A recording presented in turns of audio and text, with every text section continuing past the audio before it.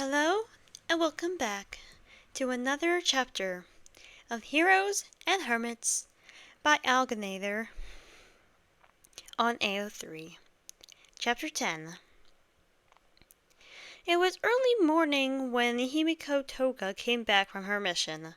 Tomura was waiting for her in their hideout, restless and agitated. Dabi glared at him every time Tomura passed by the corner where he was sitting. Tomura could care less about him and his glares. There was a promise of power in that message. Even if it turned out to be a lie, it would still be an interesting story. Tomura was always appreciated a good story in a quest. Made it all more fun. His teammates, though, had different thoughts. Most agreed it was a trap.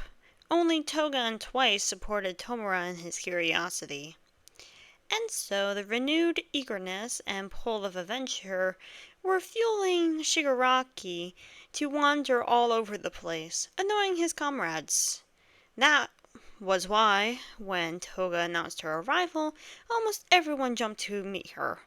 Finally, their leader could calm down and let everyone rest. "Hey guys!" Her delighted tone and bright smile were so positive they almost made Tomura sick. "I come back with news!" "Just talk already," said Dabi with his usual tone of indifference. Toga's smile fell and she narrowed her eyes. Bending a bit toward her comrades, she whispered with the most mysterious face and tone she could master. "That place, from the paper, it was a car dumpster. Nasty place. It was only on fire a couple days ago. When I came there weren't that many cars or anything left. So then I thought there was nothing interesting there. No people, no nothing.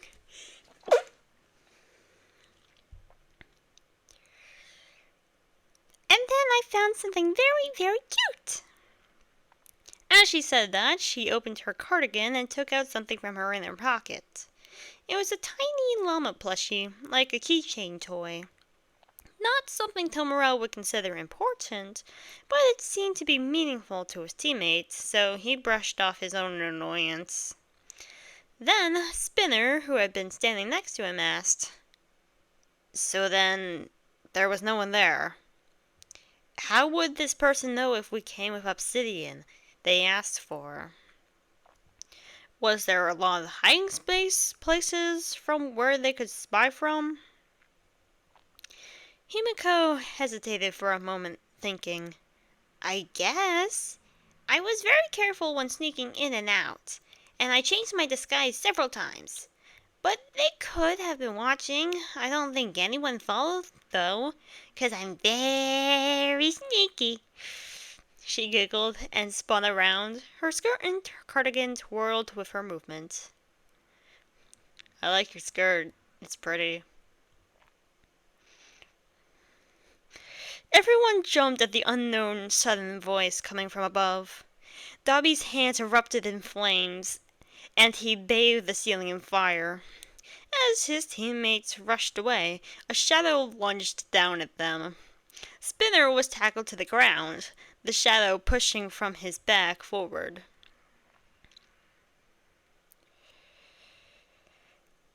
The light from the flames created sharp shadows that were hiding the attacker from the League of Villains.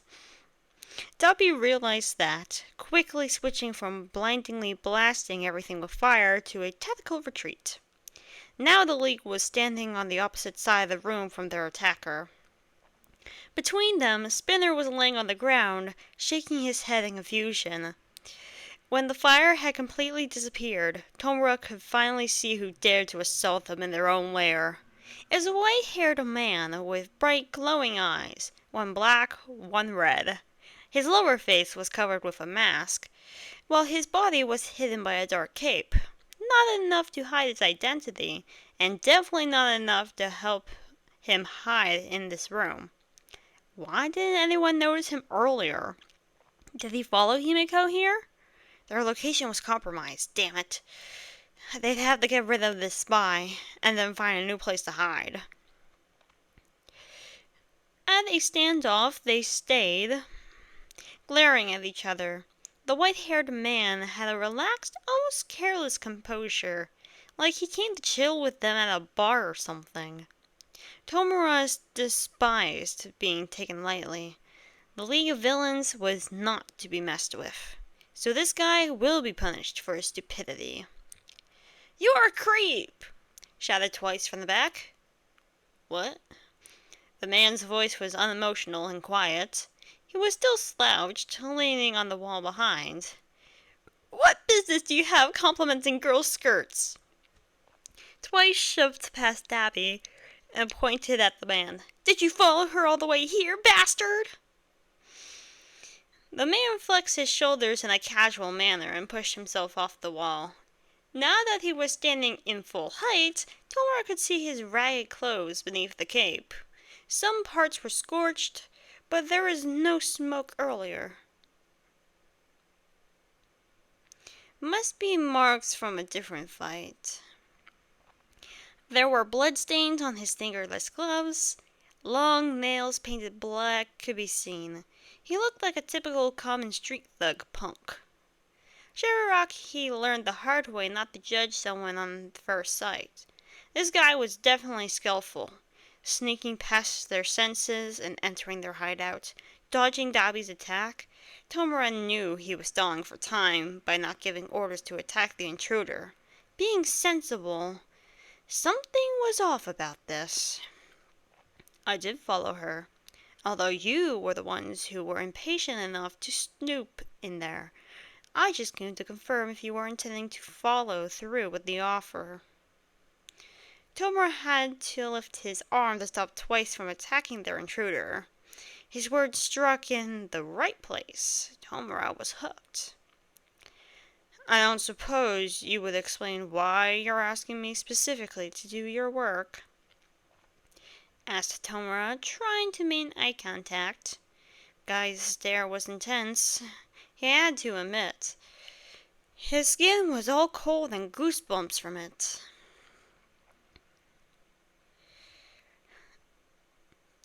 "I don't know anything, I'm just a simple contact," came the reply. All this time, the attacker didn't blink even once. Tomura noticed.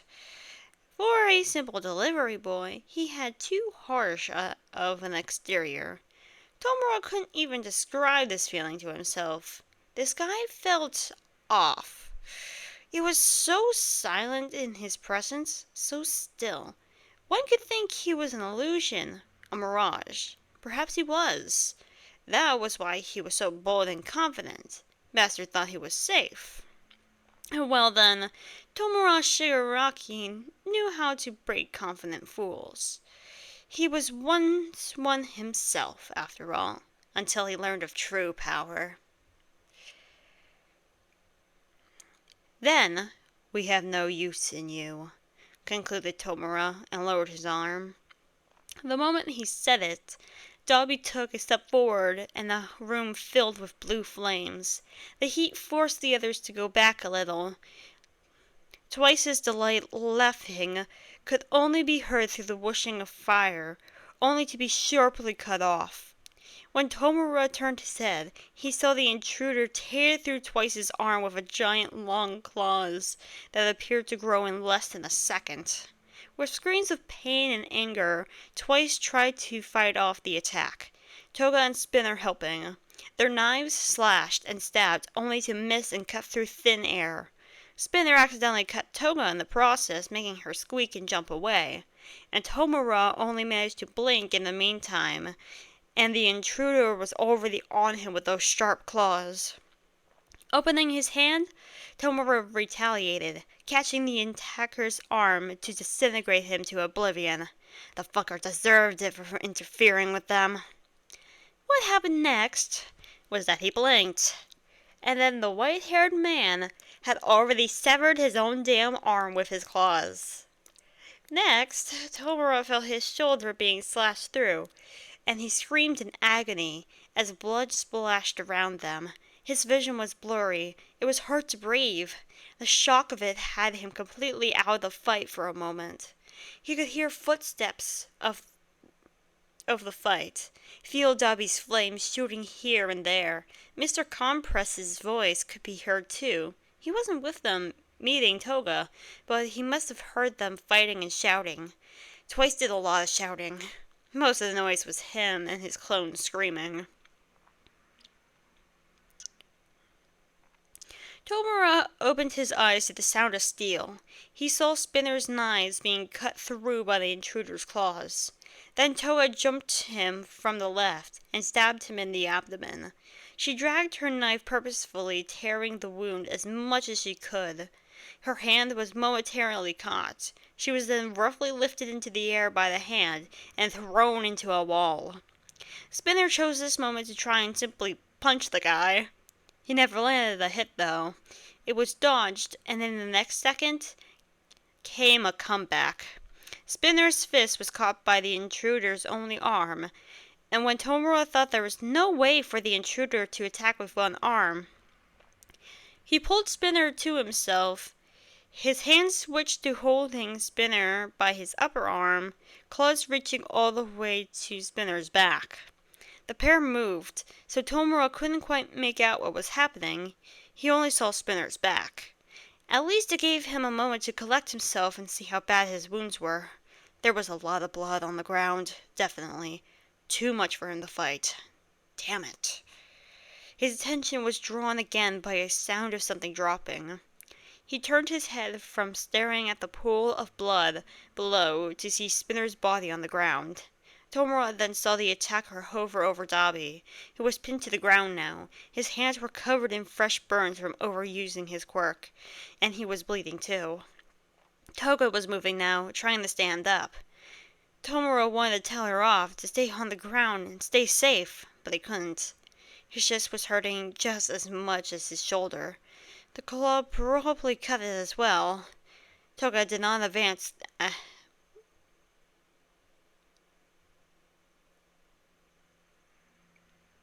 It was Toys who stopped her from going back to the fight. Was it the original or a copy? In the corner of his eye, Tomura saw something dash away, and when he turned, Dobby was motionless and the attacker was gone. Until he felt fingers wrap around his damaged shoulder, claws running through over the torn flesh there. He could not suppress a shout, and another shout when the claws cut the skin on his neck. Tomura was too weak to fight back. He attempted to lift his one healthy hand, only to stumble when the claws had sunk deeper. "Don't forget to bring what the note was asking for." Finally, a whispering voice to his ear, "or I will come back to finish my job." Tomura gasped in shock when he felt a cold tongue running up his bloodied neck. He barely understood what was happening. His head was spinning. Everything felt so far, far away. Only pain from a bite to his neck felt like a real thing. Tomura prayed that it would all be a dream, like it felt it was. He could hope, at least, as his skin was drenched in tears of pain and blood. It was so cold to fall asleep. Doc has been through some tough times throughout his life. He was alright, thankfully, but that didn't mean he was going to let it happen all over again, especially when his friends were the primary source of his worries. Etho especially. Etho specifically. For reasons unknown to even the gods, it was always Etho who found the most horrible pile of shit to get stuck in and never said anything. This time was no exception. Doc thought after finding Green, Etho would calm down with his wild behavior, but it only got worse. Etho had run off early morning when the sun wasn't even up yet. Doc never heard him leave and couldn't stop him. Should've. Because hours later, when Doc was already considering finally going to see Green and telling him everything, Etho had finally showed up. Bloodied mess he was, without a limb, smelling of burnt meat and saliva. He stumbled into their base like a blind rat, filled the air with the stink of fear and agony. It's been a long, long time since Doc had seen him in such a poor state. No, it was even worse now. Doc could see his eyes filled with uncovered ferocity, jaws clenched, dripping mess on the floor. Etho was torn to shreds, in body, in mind. They met in the main room, lit dimly with lanterns. Etho looked at him in the eyes, still shaking from whatever happened to him. Slowly approaching, Dog addressed assessed his state. Was Etho conscious? He could be not, just dragging his body back over to his lair out of instinct. Would they have to fight? Would Etho consider him a meal worth hunting for? Either way, it would be far, far from the first time Doc had to stand there and stare at Etho's bared fangs. Etho, you with me, man? Asked Doc in a hushed tone. Etho nodded. Looking up at him, he closed his mouth finally, using his remaining hand to wipe away liquids from his lower face. Yeah, hi, Doc. Gotta go. Meet with Green for the show. He struggled to pronounce words, clearly too dazed to do anything, in Doc's opinion. Well then, good thing he was aware enough to speak. This would mean Doc had a chance of subduing him without a struggle. Tough luck, my guy. No running away this time. Doc would have scooped him up and carried him to bed if not for the blood all over Etho. He wouldn't want to get his lab coat dirty with that. Instead, he caught Etho by the collar of his turtleneck and carefully tugged him to follow, which he luckily did without complaining.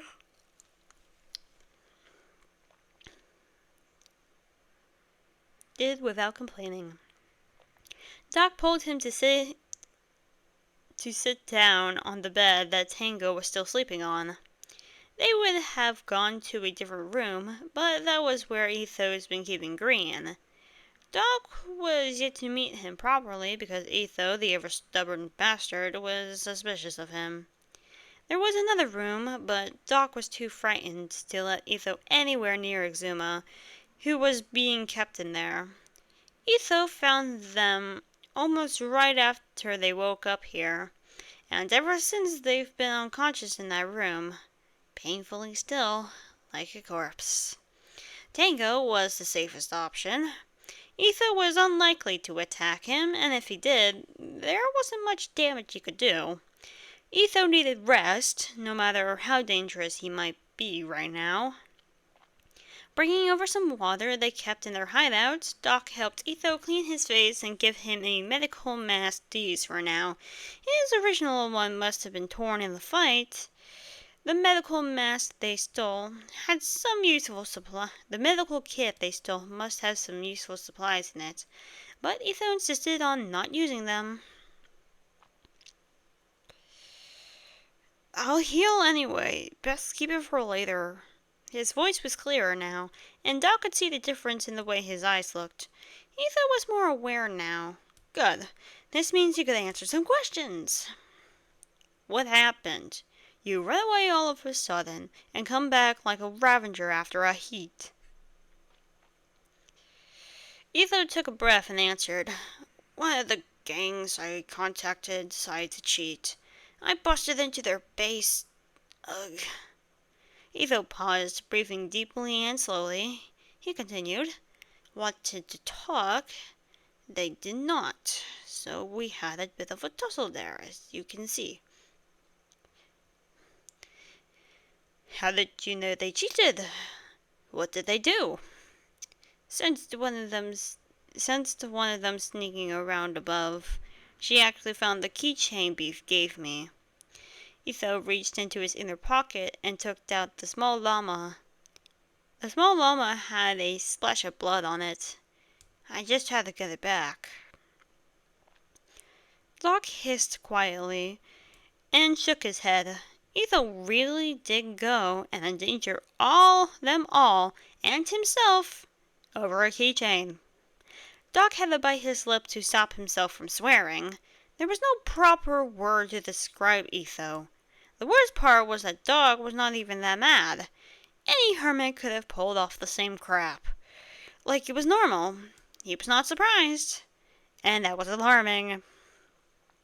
He saw Etho turn his head and did the same, looking over at the now awake Tango, who was blinking at them with his dim red eyes and furrowed brows. No one enjoyed being woken up by loud voices. Tango worked hard in the past few days. He deserved some good rest. Dog felt bad for disturbing his sleep, but their resources and space were limited. And Etho needed to heal.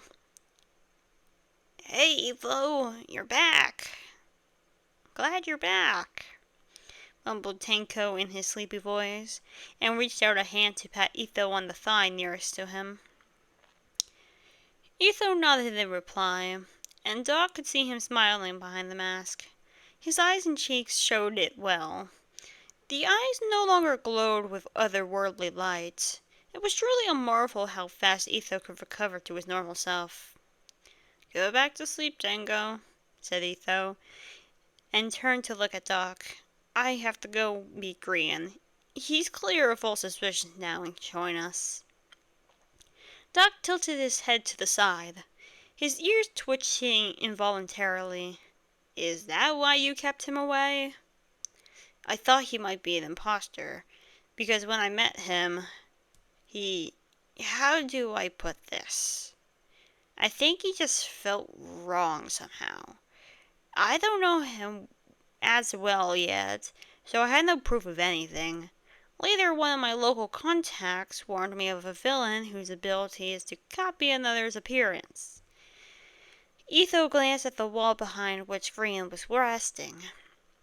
It was too thick to hear through, but Green was there for sure. "I met her today.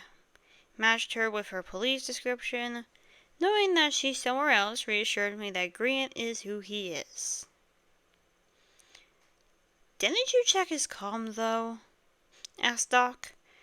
Etho flexed his maimed shoulder, and Doc took it as a sign to help him roll up the remaining fabric of a sleeve there. With it out of the way, Doc picked up the wet towel and started to clean the stump. It wasn't necessary, probably, but Doc wanted to ensure nothing would prevent Etho from regenerating. "Yes. In my younger days, I've been tricked in a similar manner before. The trick was so convincing, it almost cost me my life." "I'm sorry." Doc gently brushed Etho's other shoulder with his metal hand. "Thank you for being so vigilant."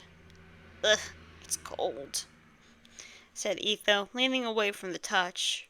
Doc laughed and patted his shoulder again, making Etho lean back even more until his back was touching Tango's. Etho's words, however, made Doc worry more. If Etho was starting to feel cold from a simple chill, it might be a sign of major blood loss. He seemed fine outwardly then. It must have been from his arm amputation earlier. No other injury seemed major enough to cause it. "Are you generally cold? Because my arm is at a room temperature, my sensors say." "I'm always cold, Doc. It's just this room is colder." He was right. Etho's body was always cold, and his skin was always pale. "Is your chest hurting? Are you dizzy?" "I really have to go. Green should be awake by now," said Etho, and attempted to push past Doc to stand up. Of course he failed, colliding with Doc's chest and falling back on the bed. Tango let out a disgruntled noise when the bed shook, but otherwise stayed asleep. "Do you really want to scare poor Grian with how you look? Get your arm fixed first, then you can go," stated Doc. He now was certain Etho's blood loss took a toll on him. In normal circumstances, Etho would have easily slipped away, having enough power to fight against Doc's weight. Not in this case. So, with full confidence, Doc grinned, waving his hands. Etho, my friend. Sit down, all right? Look at how miserable you are. You need rest, and I'll go talk with Green. For a moment, Ethan was silent. Fine, I'll munch off Tango's warmth in the meantime. As he said that, he turned where he sat and lay down beside Tango. They had no blankets for now, and sleeping in this world did not pass the night. For them, sleep was uncomfortable, stressful, and short. It was all they could afford. There was no ways out of this currently. Doc unconsciously slipped into these gloomy thoughts as he cleaned the towels and wiped the bloodstains off the floor. Their admin was comatose. They tried almost everything possible to wake them up. Etho had a theory of restoring their energy, though it was clear it wasn't working. Taking off Exuma's armor without them was next to impossible, so Doc had no idea if they were hurt or not. As far as he knew, they could be bleeding out inside, and no one would know. He was over dramatizing this, perhaps, but this situation called for it. It was like the worst possible outcomes had aligned for them. Stuck in an old world where everyone was against them. No resources or magic. No admin to come save them. No way to contact everyone. Their comms were barely functional, with no way of telling if every hermit was in this world or not. Besides that, Doc had already started feeling some of the worst signs of being here. His prosthetics constantly reporting increasing energy drains. At this rate, he would be out of action in mere days. Tango must be feeling it too. Even worse, perhaps. After that day of meeting Impulse and their latter meeting at night, Tango was noticeably less energized. And what about other hermits with prosthetics? And not only them, because Doc was not born yesterday. He knew how the server people lived on affected them. Knowing the chances of hermits being trapped outside of Hermitcraft existed, Exuma, the caring and protective person they were, had a system in place just in case. Exuma would receive personal data about their condition and whereabouts, and in a dangerous spot, Exuma could always forcibly bring them back.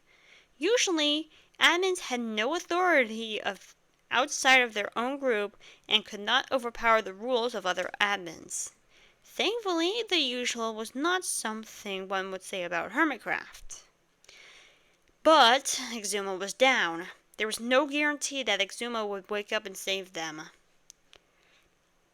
They were aliens in this world, and this world was already bending them to be more like its natural inhabitants. Cutting his brooding short, Doc went out to talk with Green. There was a lot to share between them. Whatever Green had gone through, Doc needed to know it all. From Etho, he already heard about a run-in with superheroes, and now he could hear Green's side of that story too. With that in mind, Doc walked up to a wall with steel plates on it. He pushed one aside with ease and entered the hallway. From here, he could see the door that led to Green's room. Upon approaching it, he could hear Green's voice. The man was talking to himself again. A cute little quirk of his. Doc remembered hearing it late at night at Area 77 while patrolling the grounds. He knocked on the door. Hello? Green? It's Doc. Can I come in? The door was flung open within seconds. The only warning was a tapping of claws on concrete, and then a moment later, Doc got an armful of feathers and laughter. Indeed, there was lots of talking done between them after that. Etho wants to organize a concert with some of his New World buddies. He said they would pay us good money for that, he told Green. They were sitting on the floor, with Doc stretching his paws comfortably, and Green perched on his back, wings like blankets, under which Doc felt warm and calm. Just what he needed after these last stressful days. They talked about it a bit more. Doc was sure at least an hour had passed. Green shared his excitement to sing again, and Doc told him they could use the money to get better resources and find others. He later, after some consideration, told Green about X and Impulse, and the other insisted on going to check up on Exuma. Doc hesitated at first. He then thought that Green was an admin too, to some degree. Maybe they could come up with a solution together, or Green could see something others had missed. Etho intercepted them on the way there with Tango by his side. Etho's arm already looked better already, clean of blood and tied with a towel to keep it warm. Should regrow in a matter of hours. Everyone gathered in the room by Exuma's bed. Their admin was motionless, no signs of life to them. Their suit was no longer that sweet pink in color. Axolotl traits were gone too. Exuma's usual all-business green suit replaced it, reminding everyone of earlier seasons when X kept it unchanged. Doc never managed to piece together enough evidence to find out exactly how they were changing. Shape-shifting, different suits, or cosmic attachments. It did not matter at the moment. Whatever they used, it stopped working outside of Hermitcraft. Green chirped in a sad tone as he touched X's abdomen and lightly knocked on it. As no reaction followed, he climbed onto the bed and nested near Exuma's legs. "So, what do we do now?" he asked quietly, like he was scared X would actually hear him. "I talked to Impulse last night. Not like that night, but the one before," said Tango. "He told me Scar's with him at UA. It's like a high school for superheroes where they woke up. Seems nice enough place. They have high-end medicine and lots of space there. Thing is, neither me or Etho can openly go in there. And it's safe to assume you shouldn't go there either." He looked at Green. "Impulse said that the heroes warned them that you were kidnapped by someone, and Scar twisted it so they don't know Impulse and Scar know who Etho is." "I wouldn't let Green go there anyways," added Doc. "What? You're expecting me to sit here when I know where my friends are?" Doc nodded. "Yes, you have admin level communicator and can use it. This kind of power should be kept away from locals, who knows what they could do with it when there's no actual admin in this world." "I agree," said Etho, "that you shouldn't go there. We need your persona for the show. Plus, with your admin power, you are the best candidate to stay with X over here. You can protect them and would know if their condition gets worse." Tangle chuckled, but not in the fun way. "You think it could get worse? They're like a corpse. Don't know what can be deader than a corpse." "It will get worse," replied Doc with a grave tone. He didn't mean to make the atmosphere as heavy, but this topic was not a light-hearted one. Once the magic inside us gets used up, all kind of things would go wrong. Like Etho here would surely go hungry once he's no longer fueled by the surface magic. Or like Tango's body will just shut off without a sufficient power source. "So Etho would turn into a local boogeyman, huh?" said Green while looking down. He appeared to be deep in thought process. "Unless we get more magic. Isn't Scar a magician, though? He can get us magic." Who will guarantee that Scar won't go crazy without magic? What if he turns to his old ways to get more? We can't risk it," Doc said firmly. "Then we have to get magic some other way. I have admin rights. I can think of something." "This is an old world. It wasn't created with it in mind. It's natural. You can't mess with it. You've already done enough damage by skipping the night." "I was scared, Doc. I didn't know anything. I didn't admit to you just to get shamed." Suddenly they heard a clap and immediately stopped talking. It was Tango who clapped, clearly fed up with their noise. His face was all serious, with straight lips and angry eyes. Intimidating in a cute sort of way, like a wolf pup. Dog did not really understand where the comparison came from.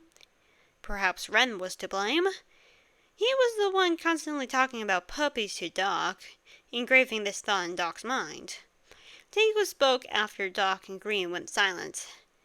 I think we should send someone there who has not yet been seen committing arson, murder, or being kidnapped. The room was silent again, and Doc felt like a villager in a crowd of zombies. And that is the end of Chapter 10.